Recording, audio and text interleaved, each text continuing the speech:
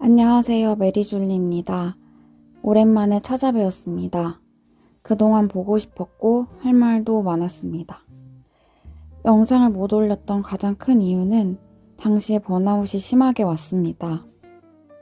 저는 원래 번아웃이나 무기력이란 단어에 갇히거나 그런 것들을 크게 받아들이는 성격도 아닙니다. 보통은 다른 걸 또 도전하고 바쁘게 살면서 잘 지내가는 스타일이었어요.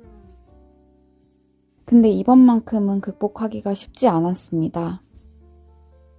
기존에 극복해오던 저만의 방식으로 노력도 해봤는데 그조차 시도할 의욕이 생기지 않더라고요. 여행이라도 다녀올까? 라는 마음을 먹어도 어디 갈지를 알아보는 등 준비를 위한 최소한의 것도 할 의욕이 사라질 만큼 무기력해져 있었어요. 그래서 심적으로 편안한 상태가 아닌데 유튜브에서 웃는 모습으로 이야기를 나누기엔 제 스스로가 가식적으로 느껴졌어요. 그래서 영상을 찍을 수가 없었고 잠시 쉬어가는 게 맞겠다는 판단 하에 내린 결정이었습니다. 근데 그 와중에 부모님과 결혼 가치관으로 인한 심한 마찰, 큰맘 먹고 계획했지만 떠나기 이틀 전에 무산된 해외여행, 그리고 예상치 못한 이별 등으로 마음이 더욱 지치게 되었어요. 그러다 보니 몇 개월간 이번 연도에서 가장 힘든 시기를 보냈습니다. 저는 정말 휴식이 간절히 필요했어요. 일단은 머리를 한번 식히고 오자라는 마음으로 하루 계획을 잡고 춘천으로 떠났습니다.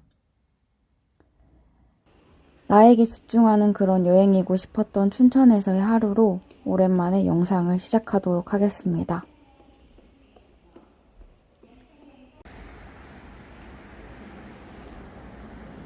춘천역에 도착하니 생각보다 날씨가 쌀쌀했다.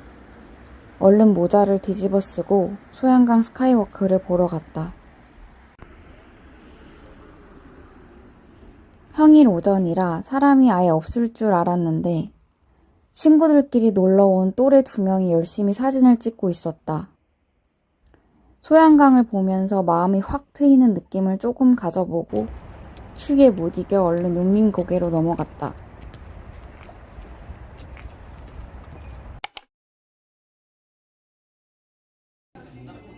도착하자마자 점심을 먹고 북카페에 갔다. 내가 좋아하는 딱 포근한 느낌의 공간이었다. 구석에 자리를 잡고 따뜻한 수제 레몬차를 주문했다. 온 몸이 달달하게 녹는 기분이었다. 이곳에선 편지를 쓰면 2시간에 해당하는 공간 이용료를 받지 않는다. 나는 마음 정리를 하고 싶었고 한 해를 돌아보면서 2021년에 나에게 편지를 쓰기로 했다. 지렁이 글씨체로 한참을 쉬지 않고 썼더니 편지지 3장 분량이 나왔다. 편지를 쓰면서 복합적인 감정이 들어서 나도 모르게 눈물이 났다. 정신없이 편지를 쓰다 보니 2시간 넘게 있었는지도 몰랐다. 추가 이용료와 음료값을 지불하고 미리 예약해둔 향수 공방으로 발걸음을 옮겼다. 공방은 아기자기했다. 향수를 만들기 전에 먼저 내가 어떤 향을 만들고 싶은지, 어떤 향을 좋아하는지를 알아야 한다. 나는 항상 한결같이 달달하고 포근한 향을 좋아해왔다. 이런 작은 향수 하나를 만들 때에도 나를 잘 알아야 한다고 생각했다. 나를 모르면 계속 방황할 수밖에 없다는 생각을 정말 많이 했다. 시험을 포기했을 때, 퇴사를 했을 때, 새로운 꿈을 찾을 때 등 모든 순간에 나를 파악하고 있어야 했다.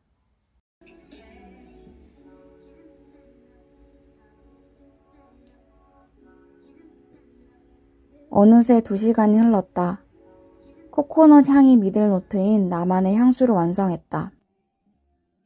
달달한 향을 많이 맡아왔지만 너무나 내 취향인 이런 향은 처음이었다.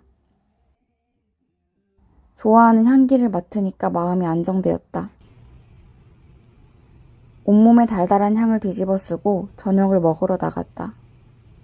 골목 전등에 불이 들어와 있었다. 미리 예약해둔 곳에 저녁을 먹으러 갔다.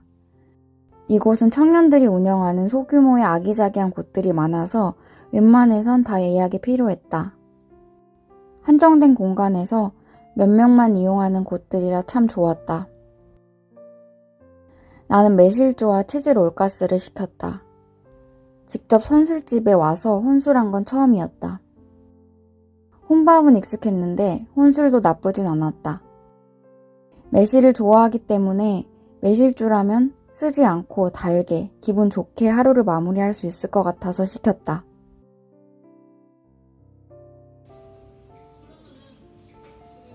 주문한 롤가스가 나왔다.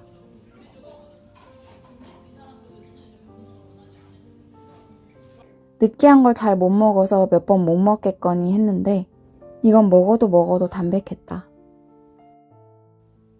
이어폰을 끼고 잔잔한 노래를 들으면서 한참을 맛있게 먹었다. 근데 맛있어서 기분이 좋은데 이상하게도 자꾸 눈물이 나려고 했다. 그냥 차라리 시원하게 울고 싶어서 어느 정도 먹다가 나왔다. 예약한 숙소는 깔끔했다. 코로나로 인해 4인실을 혼자 사용했다. 넓은 곳에 혼자 있다는 외로움보다는 혼자라서 편하다는 생각이 들었다. 그러고 보면 남들과 부대끼는 걸 별로 안 좋아하는데 대학생 때는 어떻게 그렇게 여럿이서 여행을 잘 다녔는지 참 신기하다. 따뜻한 물로 오랫동안 몸을 녹였다. 그리고 누워서 잠깐 쉬는데 또 눈물이 났다. 하루 동안 설렜다가 우울했다가 기뻤다가 속상했다가 모든 감정을 다 느끼니까 피곤한 느낌이 더 들었다.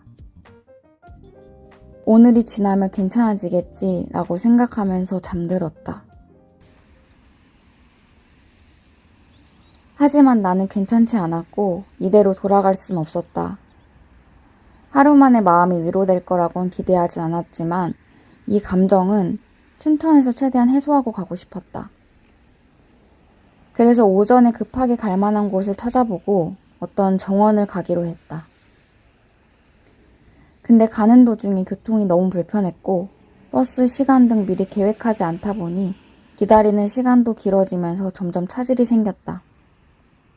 이런 상황을 극복하고 가더라도 다시 돌아오는 부분도 문제였기 때문에 이도저도 못하고 춘천 시외버스 터미널에서 한참이나 멍하게 앉아있다가 결국 집으로 가기로 했다. 돌아오는 내내 감정이 해소된 느낌이 아니었고 집에 와서 기분이 어제보다 더 다운되었다. 우울한 기분에 계속 갇힐 순 없어서 무언가 전환점을 만들기로 했다. 일단 그 전에 먼저 지금 느끼는 감정들을 더 깊이 마주하지 않고 덮어둔다면 나중에 곪을 것이라는 걸 알고 있었기 때문에 충분히 마음을 돌아봐야 했다. 그래서 최대한 글로 써내고 실컷 울 만큼 울면서 열심히 표현을 하는 도중에 바쁘게 지내기로 마음을 먹었다. 어떻게 해야 자꾸 내 안에 동굴에 갇히지 않고 내면을 성장시킬 수 있는 기회로 삼고 다시 나아갈 수 있는지를 계속 고민했다. 얼마간의 시간이 지나자 그렇게 마음먹어도 쉽지 않았던 새벽 기상은 다시 자연스럽게 시작되었고 주말엔 교회, 학원, 도서관을 다니며 바쁜 일상으로 관심이 옮겨갔다. 틈틈이 나에 대해 정리하는 것도 잊지 않았다. 2022년에는 온전히 나에게 집중할 수 있는 시간을 더 만들기로 했다. 아직 상처가 아물려면 한참이 남았다는 걸 안다. 하지만 상처가 났으면 아무는 과정은 꼭 필요한 시간이라는 걸 자연스럽게 받아들이기로 했다. 한 해가 지나면 지날수록 상처에 대해 대처하는 자세가 어렸을 때보단 담담하게 더 빠르게 회복하는 방법을 알아가는 것 같다. 그것도 결국 나를 잘 알아야 가능한 일이었다. 그래서 이렇게 나는 2021년을 마무리하고 2022년을 맞이할 준비를 마쳤다.